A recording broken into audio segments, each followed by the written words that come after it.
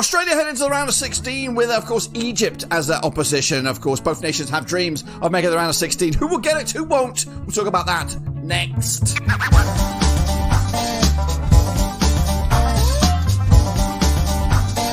That's right, folks, back once again with another video. Today we take a look at, of course, a round of 32 matchup between Australia and Egypt. That's right, and we'll get into all of that in just 1 second. If you know where you've been, smash your subscribe. You want to subscribe for Blackburn Rovers World Cup previews. That's right, we're previewing each and every one of the games of the World Cup from the group stages now into the knockouts, and of course all the way through to the final, of course. But we'll get into this one in a second. Big shout out to my members and the patrons. You know who you are.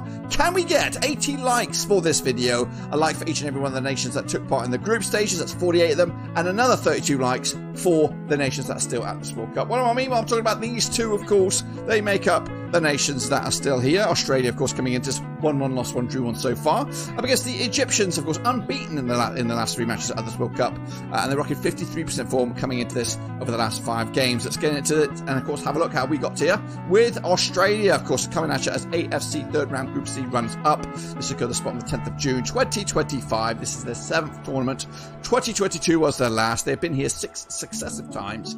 And they haven't made it to the round 16 in the previous, in the past couple, 2006 and in 2022. They're managed by Tony Popovic, captained by Matthew Ryan. Their VRP is Nestor Irakunda, and they're ranked 27th according to the world rankings at the moment with FIFA. These are the personnel, though, the Australians will be looking to turn to. The likes of Patrick Beach between the 6, potentially Milo Stegnek at the back, Alessandro Siricati on the books of Parma, with Jordan Boss there on Feyenoord. We've got Aziz Behic as well on the books of Melbourne FC. Harry Suter as well. Into midfield, likes of Aidan O'Neill, Jackson Irvine, Connor Metcalf. Up top, the likes of Mohamed Toure, Nestor Irakunda, and Teti Yengengi has also had some minutes of late. As, of course, Australia come into this. They, of course, are likely to start with something along this line. Matthew Ryan could come back in there, but, of course, Patrick Beach has deputised as goalkeeper. Jordan Boss, Siricati, Burgess, and Italiano make it up back four. Connor Metcalf, Aidan O'Neill, and Jackson Irvine in the midfield. Malby on the left, Toure, and Irakunda top. That's, of course, what it could be, but, of course, let's take a look at how we got here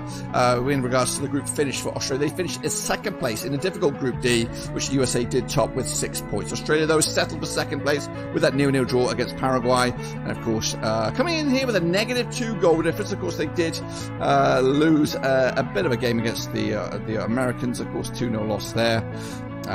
Just trying to look at the actually with a negative. They got on a even Stevens goal difference. I'm just looking at the Paraguay one there. I do apologise.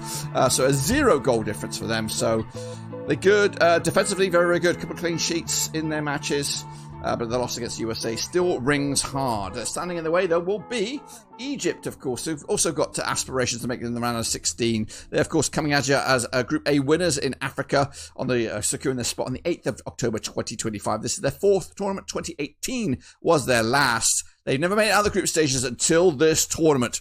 Husam Hassan is your manager with Mohamed Salah, the captain and the VRP. And they're ranked 29th in the world rankings at the moment via FIFA. Of course, as you can see, though, the personnel involved El Shawanawani, Sobia. Of course, they've actually got 4 goalkeepers on the books here to compete for the number 1 jersey. As for the defensive ranks, we've got the likes of Rami Rabia, Ahmed Fatou, we've got Karim Hafef as well. As for the midfielders, we've got Mohamed Lashim, we've got Nabil Imad, and up top we've got Salah, Trezeguet, and Umar Mashmoush to give a lot of variety and, of course, options for this difficult Egyptian side. Of course, coming into this with a squad like this, Mohamed El Shanawani between the 6, Fatoui at the left-hand side, Rabia, Ibrahim Inhani making up a back 4. We've got Marwan Atenya, Hamid Fati, Trezeguet, Ashur, Salah, and Mamouche is, of course, the strongest a team that we could see here for the Egyptian side. Of course, they're coming into this with these guys sitting, or they finish in 2nd place in Group G behind Belgium. Again, just like Belgium, without a defeat.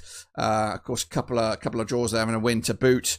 In a very, very tight old group. It was very difficult to call this one.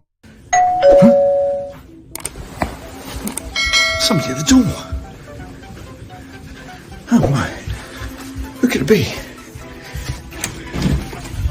Wow. 3 packages from Fanatics. Unbelievable.